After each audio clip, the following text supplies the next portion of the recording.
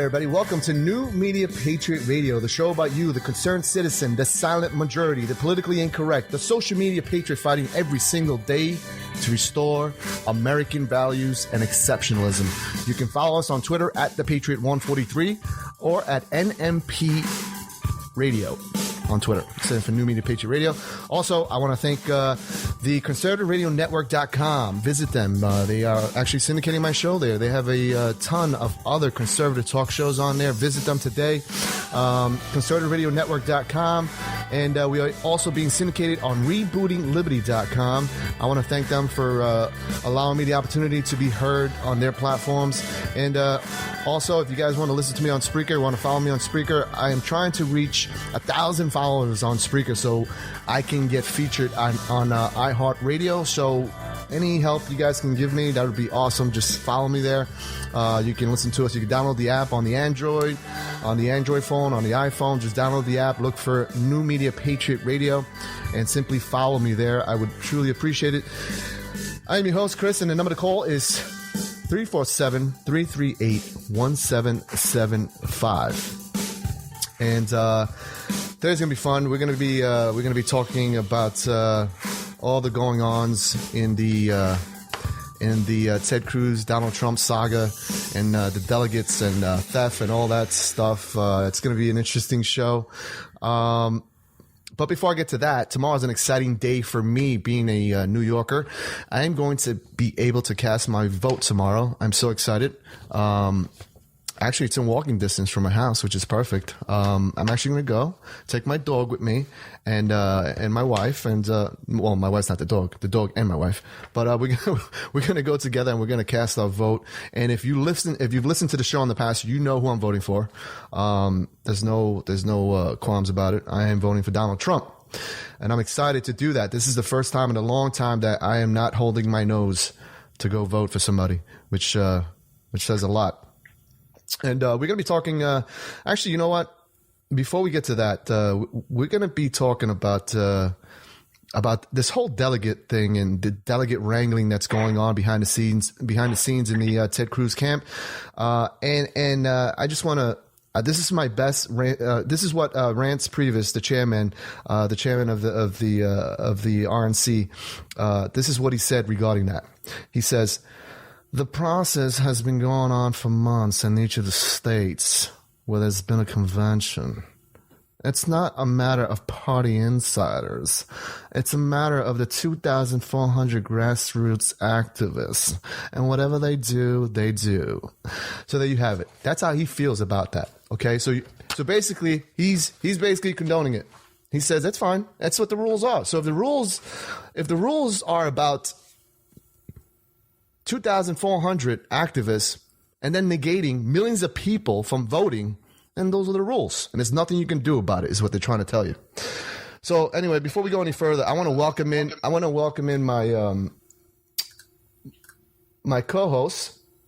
Oh, what happened here? Am I losing her? Amy? Can you hear me, Amy? Amy? Hello, Amy. Amy? Amy, going once, going twice. Oh, Amy hung up. Anyway, let's welcome in my guest for tonight as well. I have Bill Mitchell, none other than the guy that they better known as the poll master. Bill Mitchell onto the show. Welcome, Bill. How you doing? Good. How are you? I'm doing great. I think we lost Amy. I think she's gonna have to call back. I'm not sure. I like that title, poll master. That's true. I'm so sorry. I'm so sorry, bro. You're right. I take it back. That's so funny. I'm totally sorry. Anyway, you heard my opening there, and tomorrow I'm going to get to vote. I'm going to get to cast my vote here in New York City, and I'm very excited. But there you have it. You have Rance Previs, who is basically the chairman of the RNC, if you don't know, and he's basically saying, hey, that's the way it's done. You know, there's nothing you could do about it. And since the rules have, since those rules were established months ago, you should have cheated the same way. How do you feel about that, Bill? Yeah. What I found with these guys in the GOP establishment / RNC is the rules are the rules until they're not. Right. They say, you should have known about these rules for months. Hold on. These are the rules. Hold on, Amy. I'm sorry. Go ahead, Bill. These are the rules, but when we get to the convention, we're just going to change the rules. Right. Yeah. I mean, it's just absolutely ridiculous. And here's the problem. This is the problem that the American people have. And this is why Ted Cruz's poll numbers ever since the Rocky Mountain heist have been absolutely plummeting through the floor. Okay, on the Fox News poll, he lost 11 points. I mean, he's just crashing and burning everywhere. Right. It's just that people don't care about the fact that these are the rules. They care about the fact that they're not fair. Mm-hmm. Yep. And you could make a rule in the NFL that one team gets 3 downs and another team gets 5 downs. It doesn't make it fair. Yeah, nobody would go to the games anymore. Exactly. It doesn't make it fair whatsoever. And at this time, I want to welcome in my co-host. We lost her. We dropped her. Katja Lee. How you doing, Katja? Welcome to the Silent Majority again. I'm sorry I dropped the call there. It was a mistake. Hey, guys. That's okay. No problem. Awesome. Well, Katja, we were talking about, I did my best, I don't know if you heard it, but my best Rance Previous impression. That was a great impersonation, by the way. You like it? Oh, yeah. Okay. Yeah, awesome. I think you need to go on America's Got Talent with that. Really? So anyway. You need to have a little Rance Priebus doll, like a little dummy that you can use. Yeah. Well, it was my best impersonation. But Amy, how are you? I'm doing great. Sorry about my voice, folks. I just got a little bit of laryngitis. Awesome. You're such a trooper. I want to thank you for being on the show. I told Katja, I said, Katja, if you can't come on, it's okay. She was like, no, the show must go on. And here she is. But let's get right into it. Here you have, for better or for worse, Donald Trump and Bernie Sanders, entering this election cycle have exposed a lot of things in our political world. And granted, some of the things I didn't even know, and thanks to Donald Trump, for being in the race, I've actually researched. I've been diligent in researching certain things, and so are millions of people that have never been in the political, game the way they are now. As you can see, Donald Trump he's drawing from all over the place, but. The 2016 election has been a wild ride so far with these two grassroots, political outsiders, so to speak. Well, Bernie's not really an outsider, but he's not in the pockets of Wall Street. And, the events of last week, they basically expose the system as an illusion of choice. Especially in Colorado and recently in Wyoming. And the next clip I'm going to play is from Morning Joe, and they talk about how much of a raw deal if you're a Democrat and you are a Bernie Sanders supporter, for better or for worse, how much of a raw deal this political system is handing to the American voters. Caucuses on Saturday. Sanders beat Hillary Clinton by 12 points, 56-44, notching his 8th win in the last 9 nominating contests. Okay, what are we doing here? I mean, it sounds like he's winning. He's won 8 out of 9. Yep. But he's and look, he wins by 12 points. I tell you, I would not do well as a Democratic politician. He wins by 12 points. He may not even pick up a single delegate. Yeah. It's 7-6 now, with a remaining delegate to be decided later. I'm sorry. That's a crushing victory. I know. And listen, I think that with the super delegates that they have, I think she only has to win 30% of the, she has to get 30% of the vote in the remaining contests. I mean, talk about voters feeling like a system might be rigged. Why are you voting? If you're driving a car right now, we've been talking about rigged systems. We're putting up right now a graphic. Bernie Sanders wins 56-44% in Wyoming. The delegates rewarded. Hillary Clinton 11, Bernie Sanders 7. Why does the Democratic Party even have voting booths? Isn't that crazy? You're listening to the Silent Majority here. I'm your host, Chris, and my co-host, Katja Lee. And Bill Mitchell, they're on the line. Bill Mitchell's my guest. And but how do you feel about that? Here you have Bernie Sanders. He wins Wyoming by 12 points, by 12% margin, and Hillary Clinton takes more delegates. I think she took 14 and he took 7. Katja? The system is rigged. I mean, Mr. Trump is absolutely right.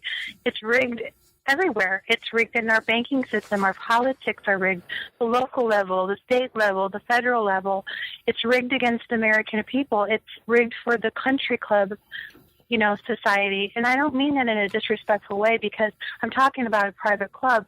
The Democratic Party, the Republican Party are private clubs, to speak to what Mitch was speaking to. And you belong to these clubs. Mr. Trump, clearly, they do not want him to belong to the club because he's not one of them. Mr. Trump, in my opinion, and you've heard this and people have talked about it, he's a blue-collar billionaire. He's one of us. He just has lots of money. Right. And he is everything that these folks are against. They want to keep people like you and me and Mitch and Mr. Trump silent so that they can control all the goings-on of everything that we do on a daily basis. And he is saying no. Bernie Sanders, the same side of the coin, with his folks that follow him, even though he's communist, they want Bernie Sanders to win the nomination, but he's not part of their club either. Right. And so therefore, is it really about Bernie Sanders? Is it really about Donald Trump? Or is it really these country clubs against the American people? These folks are just our messengers. Yeah. Mr. Trump is our messenger. We are asking him to please go and help us be that messenger, speak out for us, fix this rigged system. And they're saying, no, we want to silence you. We want to take your voice away from you. Mm-hmm. And that's exactly what the Ted Cruzes, the Hillary Clintons, and a lot of them do to us on a daily basis. Mm-hmm. And that's why you see such an uprising, because people are not going to put up with the liars and the cheaters anymore. We're just not. And also to speak to the rules, and Bill used the analogy of football. Here's the story with the whole rules thing, this Colorado deal. The rules were changed. Then they were changed again. So if you do have a football game and there is 4 downs, in the middle of the football game, you don't decide that, we don't like 4 downs anymore, so now there's only going to be 3 downs. Oh, and now, now there's no overtime, we'll just have a tie. Those are the kind of underhanded trickery that is going on right now underneath our noses. Before now the curtain is brought back, we can see exactly what they're up to. Yeah. And that's why people are disgusted. Right. And Bill, she brings up an interesting point that, the veil, we know what's behind the curtain, and we know how the inner workings of the political system is. And you brought up a fact that it's up to the people to rise up, because off the air we were talking about it, and you said that, it's basically a private company, the GOP, and it's up to, they're allowed to make the rules as they go along, but it's ultimately up to us. And I think the only way to correct this whole system is to allow the people to vote. If there's going to be a rule change, it shouldn't be up to 24 people in Colorado to change the rules and say no one is going to vote. No one's going to be able to vote. What do you think about that? Well, it's like politics is a lot like capitalism in a way. It's supply and demand, and you can only get away with that stuff for so long before the people rise up and they take the people that are making those rules and they take those people out of power and they replace them with somebody that makes rules that they like better. I was reading today that a number, at least one, and maybe more than one, of the senators that were actually involved in disenfranchising the voters of Colorado have turned out to be a Ted Cruz delegate. Mm-hmm. Not only that, but all 4 of these senators, I don't remember their names off the top of my head, but all 4 of these senators sent out tweets just practically orgasmic over the fact that Cruz won. Mm-hmm. I mean, clearly they were in the Cruz camp, and they were the ones that set up the rules so that Cruz could win easily. I mean, anybody who says that Ted Cruz went in